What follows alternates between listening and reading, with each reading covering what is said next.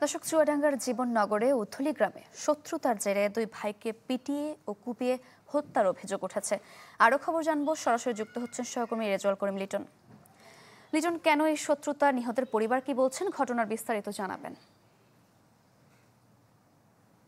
সারিকা, আপনি যেমনটি বলছিলেন যে এই চুয়াডাঙ্গা জেলার জীবননগর উপজেলার উথলি গ্রাম, এই গ্রামেরই আপন দুই ভাই জাফর ও মিন্টা, তাদের সাথে একটি গরু বেচাকেনা নিয়ে শত্রুতা ছিল প্রতিবেশী আরেক গ্রুপের সাথে, আরেক পক্ষের সাথে। তো সেই গরু বেচাকেনা নিয়েই তাদের এর আগে সামান্য একটি দ্বন্দ্ব হয়। আর আজকে এর পাশেই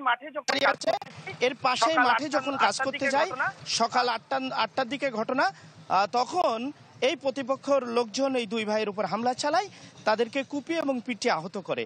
পরে স্থানীয়রা তাদের উদ্ধার করে চুয়াডাঙ্গা সদর হাসপাতালে নিলে সেখানে দুই ভাইয়ের মৃত্যু হয়। তো এই মৃত্যুর পরে আমি এখন এই গ্রামে আছি, এখানে এসেছি উথলি গ্রামে।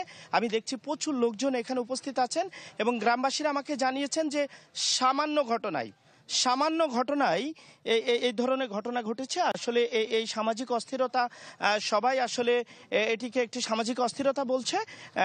সামনে পুলিশের গাড়ি দাঁড়িয়ে আছে। আমি যদি আপনাকে এই রাস্তায় সামনেই যারা নিহত হয়েছেন তাদের বাড়ি, আর এখানে উৎসুক জনতা আছে।